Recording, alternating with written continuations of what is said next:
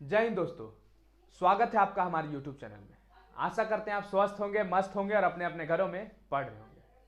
तो जैसा कि आपको पता है कि हमारा प्रारंभ बैच चल रहा है, जिसमें हमने भूगोल के कुछ चैप्टर को कंप्लीट किया। मतलब पहला चैप्टर को हमने कंप्लीट किया, प्राकृतिक संसाधन को हमने शुरू किया हुआ है, जिसमें प्राकृतिक संसाधन में हमने लगभग सब चीज पढ़ लिया। मतलब 6 प्रकार मृदा का पढ़ लिया था।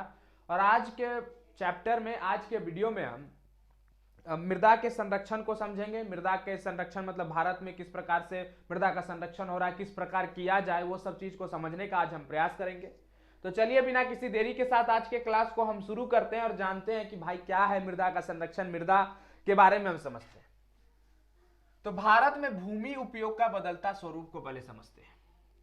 भूमि जो उपयोग हो रहा है उसका बदलता स्वरूप क्या क्या, इसका मतलब इस टॉपिक का मतलब क्या हुआ, इस टॉपिक का अर्थ क्या है। भूमि उपयोग का बदलता स्वरूप मतलब हम जो पहले का भूमि उपयोग करते थे और आज के भूमि का जो स्वरूप है वो किस प्रकार बदल रहा है, वो चीज को हम समझने का प्रयास करेंगे।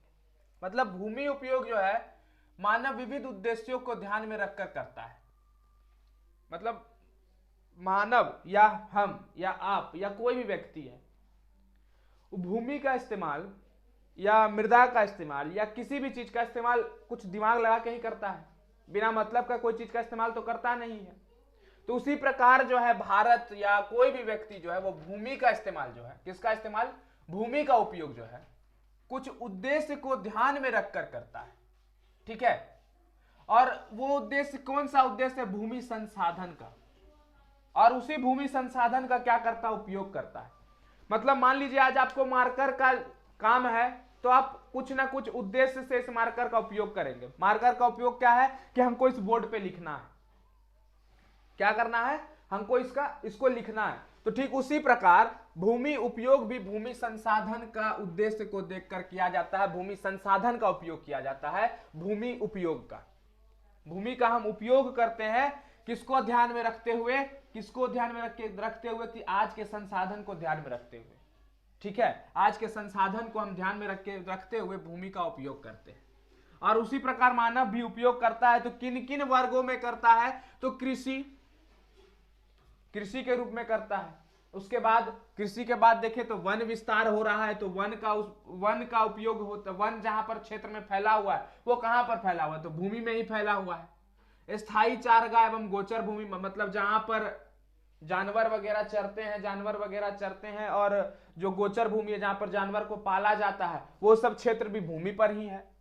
बाग बगीचा कहां पर फैला हुआ है, भूमि पर है। उपवन में संलग्न भूमि मतलब जितना भी उपवन है, जहां पर वन का जो छोटा भाग है उसे उपवन कहते हैं। और उपवन जहां पर क्षेत्र में फैला हुआ है वो कौन सा क्षेत्र है, भूमि का ही क्षेत्र है। मतलब जितना भी चीज आज हमारे सामने वो भूमि पर ही है और भूमि पर ही खत्म हो जाएगा। और भूमि का उपयोग ही मानव विविध उद्देश्यों से करता है। और उस किसको ध्यान में रखते हुए, तो संसाधन, भूमि संसाधन को ध्यान में रखते हुए। भारत में भू उपयोग का स्वरूप को हम समझते हैं, किसका, भू उपयोग, भूमि का उपयोग का स्वरूप को समझते हैं। अब देखिए भूमि का उपयोग दो प्रमुख कारक है। भूमि का उपयोग में कितना दो प्रमुख कारक है, दो। एक भौतिक कारक है, एक मानवीय कारक है। भौतिक कारक कहने का मतलब भौतिक कारक में आता है भू आकृति, जलवायु, मृदा, ये सब जो है भौतिक कारक है जहां पर हम भूमि का उपयोग होता है। भूमि का उपयोग किस प्रकार होता है, तो भौतिक कारक में भू आकृति के तौर पर, जलवायु के तौर पर और मृदा के तौर पर। जहां मृदा आसानी से जिसके ऊपर लेप होता है वो, जहां पर मिट्टी मतलब पृथ्वी का पतला सा परत को क्या बोलते हैं, मृदा कहते हैं। पृथ्वी का पतला सा परत को क्या कहते हैं, मृदा कहते हैं। और उसी प्रकार जलवायु भी कहां पर आके गिरता है, तो मृदा पर ही गिरता है। मृदा किसका प्रकार है, तो मृदा प्रकार है किसका, तो भूमि का प्रकार है। तो भूमि का उपयोग हम भौतिक कारक से तो समझे। मानवीय कारक से क्या है भूमि का उपयोग, तो जनसंख्या घनत्व। जनसंख्या घनत्व का आज क्या, जनसंख्या घनत्व मतलब क्या होता है, जनसंख्या घनत्व मतलब होता है कि मान लीजिए ये क्षेत्र है और ये कितना किलोमीटर का क्षेत्र है, 1 किलोमीटर का क्षेत्र। क्या है, 1 किलोमीटर का क्षेत्र। और इसमें 100 व्यक्ति रह रहे हैं। कितने व्यक्ति रह रहे हैं, मान लीजिए 100 व्यक्ति रह रहे हैं। तो 1 किलोमीटर में जितना व्यक्ति रह रहा है उसे क्या बोलते हैं, जनसंख्या घनत्व कहते हैं। तो भारत में जो भू उपयोग का स्वरूप है वो दो कारक, भौतिक कारक है, एक मानवीय कारक है। और मानवीय कारक में जनसंख्या घनत्व उसका सबसे बड़ा कारक है। जनसंख्या घनत्व मतलब 1 किलोमीटर में कितना लोग रह रहा है। जितना ज्यादा जनसंख्या घनत्व होगा उतना कम भूमि होगा। जितना ज्यादा जनसंख्या घनत्व उतना कम भूमि। क्यों? क्योंकि ज्यादा लोग रहेगा तो भूमि कम लोगों के पास रहेगा। जितना कम जनसंख्या घनत्व उतना ज्यादा भूमि। तो भूमि का उपयोग जनसंख्या घनत्व जो है बहुत प्रमुख ही कारक है। प्रौद्योगिक क्षमता भी, प्रौद्योगिक क्षमता कहने का मतलब क्या होगा? उद्योग का क्षमता, उद्योग लगाने की क्षमता। उद्योग का क्षमता जितना ज्यादा होगा उतना ज्यादा कम भूमि होगा। जितना कम प्रौद्योगिक क्षमता उतना ज्यादा भूमि। जितना ज्यादा उद्योग होगा उतना ज्यादा भूमि कम रहेगा। क्यों? क्योंकि ज्यादा उपयोग, ज्यादा भूमि, 1 2 3 4, अब 1 किलोमीटर के दायरे में 10 को फिल्म यही फैक्ट्री है, तो 10 फैक्ट्री है तो कहां से वहां पर जमीन कहां से अवेलेबल होगा? तो जमीन अवेलेबल नहीं होगा। मतलब भारत में जो भू उपयोग का स्वरूप है, एक भौतिक कारक और मानवीय कारक, उसमें सबसे बड़ा कारक मानवीय कारक है। अब बदलता स्वरूप भी भूमि का उपयोग में बदलता स्वरूप सबसे बड़ा इफेक्ट कौन कर रहा है? मानवीय कारक ही इफेक्ट कर रहा है। क्योंकि आज दिन ब दिन जनसंख्या बढ़ते जा रही है और जनसंख्या बढ़ रही है तो जनसंख्या बढ़ने से क्या होगा? भूमि घटते जा रही है। अब भूमि घटेगा तो लोगों के पास भूमि कम होगा, रहने खाने के लिए, रहने के लिए उन लोगों के पास कोई भूमि ही नहीं रहेगा। तो लोग कहां रहेगा? सड़कों पर रहने का शुरू कर देगा। तो यही है बदलता स्वरूप भारत में। भारत का भौगोलिक क्षेत्र 32.8 लाख स्क्वायर किलोमीटर में फैला हुआ है। भारत का भौगोलिक क्षेत्र कितना में फैला हुआ है? तो 32.8 लाख स्क्वायर किलोमीटर में फैला हुआ है। अब भारत को अगर हम बोले तो पशुधन में, मतलब पशु को पालने में तो बहुत नंबर 1 पे है भारत। भारत पशु को पालने में बहुत नंबर 1 पर है, लेकिन उसके पास जमीनें नहीं है पशु को रखने के लिए।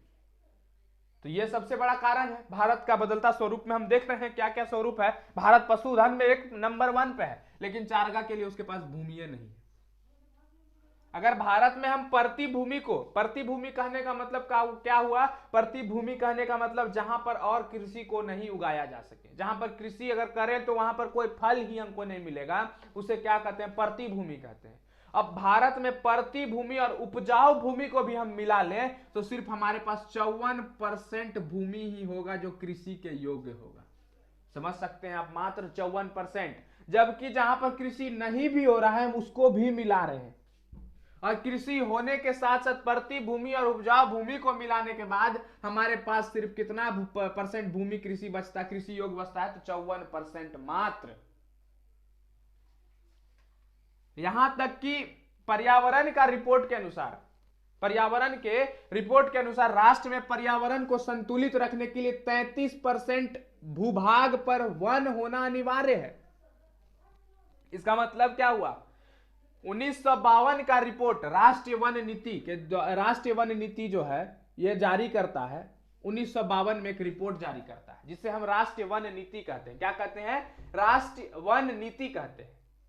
और राष्ट्रीय वन नीति के द्वारा यह रिपोर्ट जारी कर दिया गया कि भारत में या कहीं पर भी, कोई भी राष्ट्र में, कोई भी राष्ट्र में अगर पर्यावरण को आपको संतुलित रखना है भाई, तो 33% भाग पर आपको जंगल रखना पड़ेगा, वन रहना पड़ेगा। अगर 33% भाग पर वन नहीं है तो आपके यहां पर्यावरण संतुलित नहीं होगा। और भारत में मात्र 20% पर वन विस्तार है और हमको चाहिए 33%, मतलब भारत 13% पीछे जा रहा है। तो आने वाला यह पर्यावरण विनाश का संकेत है।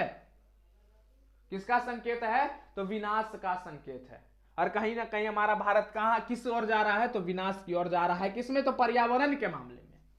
किसके मामले में? तो पर्यावरण के मामले में हमारा भारत कहां जा रहा है? तो पीछे जा रहा है, अविनाश की ओर जा रहा है। और इसका सबसे बड़ा कारण भी अब समझेंगे हम भूक्षरण और भू संरक्षण से। भूक्षरण मतलब क्या होता है?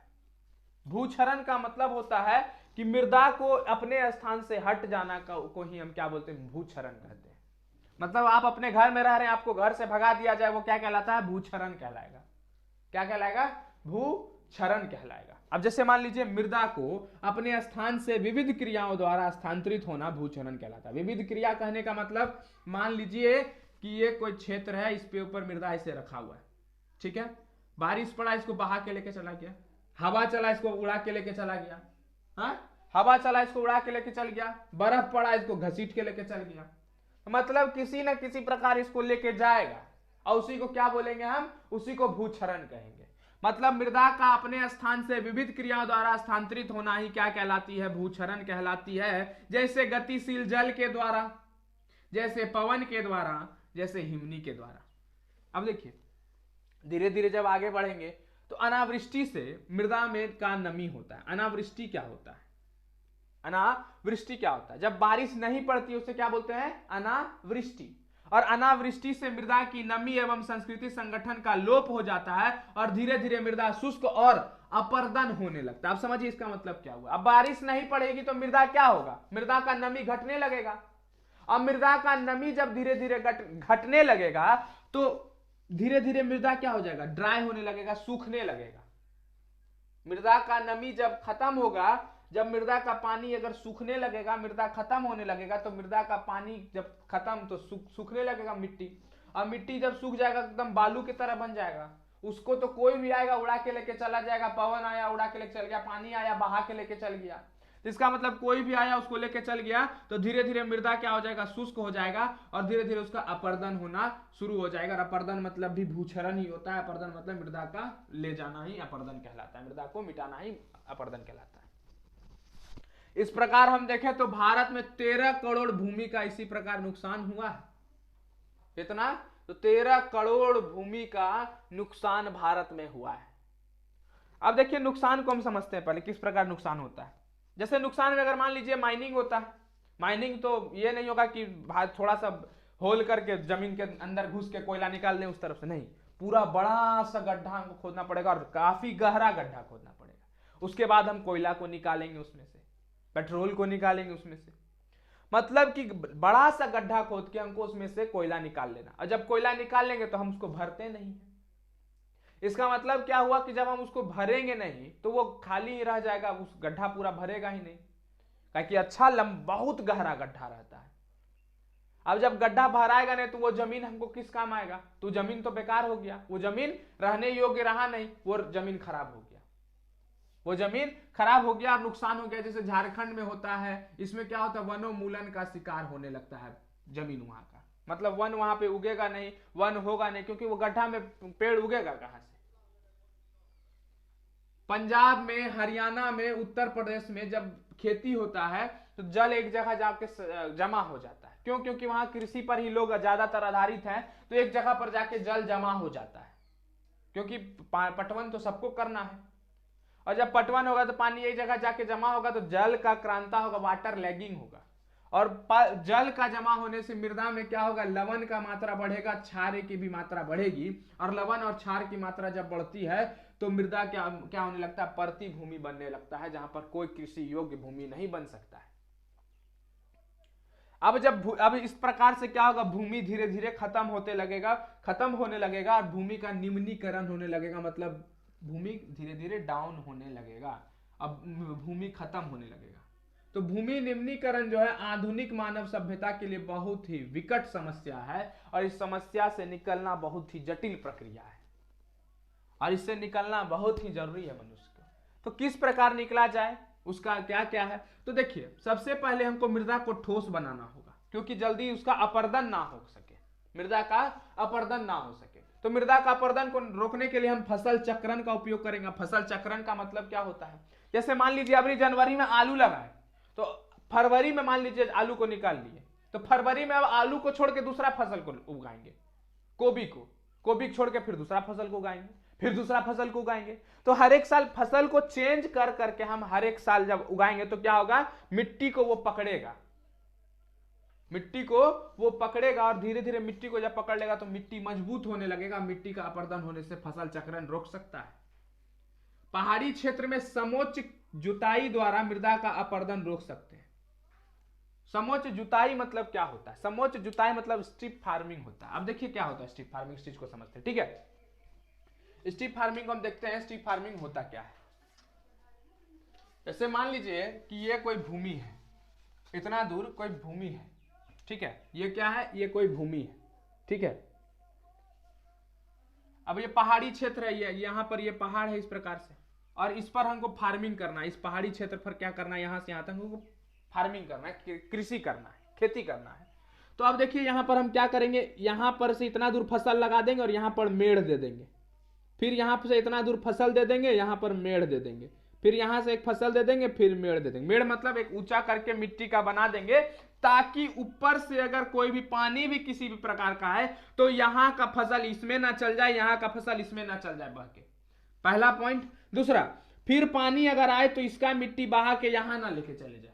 अपर्दन होने से भी समोच्च जुताई रोक सकता है, काहे तो आसानी से यहाँ से हवा भी चलेगा तो इसी पर आके मिट्टी आके रुक जाएगा और इधर का मिट्टी इधरे रहेगा, इधर नहीं जाके मिलेगा। तो समोच्च जुताई के मदद से पहाड़ी क्षेत्रों में हम मृदा का अपर्दन को रोक सकते हैं। और रसायन का उपयोग कर हम मृदा का संरक्षण कर सकते हैं। तरह तरह का रसायन आता है आज, जैसे देखते ही होंगे, कीटनाशक, यूरिया वगैरह, फर्टिलाइजर वगैरह का उपयोग करके हम रोक सकते हैं। और तो और खनन के उपरांत जब गड्ढा बच जाता है तो उसको गड्ढा को गड्ढा को हम भर सकते हैं, और गड्ढा को भरने के बाद उस पे लोगों को रहने के लिए निवास दे सकते हैं, कृषि कर सकते हैं। कुछ साल बाद कृषि हो सकता है, उस पर तुरंत कृषि तो नहीं हो पाएगा, कृषि कर सकते हैं, फिर या तो उस पर वन का विस्तार करवा सकते हैं। तो इस प्रकार एक एड्रेनिन नाम का मेढक आता है। क्या आता है? एड्रेनिन नाम का मेढक आता है, उसके प्रजनन को रोक सकते हैं। क्या कर सकते हैं? क्योंकि वो जो मेढक है, क्यों वो मेढक बहुत ही हानिकारक है फसलों के लिए, तो उसको हम रोक सकते हैं, ताकि उसको रोक देंगे तो फसल को खराबी ना पहुंचेगा। ठीक है, तो यही था हमारा प्राकृतिक संसाधन, जो हम समझे अपने वीडियो में। कुल 3 वीडियो हम लोग को लगा प्राकृतिक संसाधन को खत्म करने में। अब आने वाले वीडियो में हम जल संसाधन को समझेंगे, जल संसाधन होता क्या है, और फिर धीरे धीरे इस चैप्टर को खत्म करके अर्थव्यवस्था की ओर चलेंगे, अर्थव्यवस्था को भी जानेंगे। ठीक, तो आशा करते हैं आज का वीडियो आपको समझ में आया होगा। तो अभी तक के लिए इतना ही रखते हैं, तब तक के लिए धन्यवाद। जय हिंद।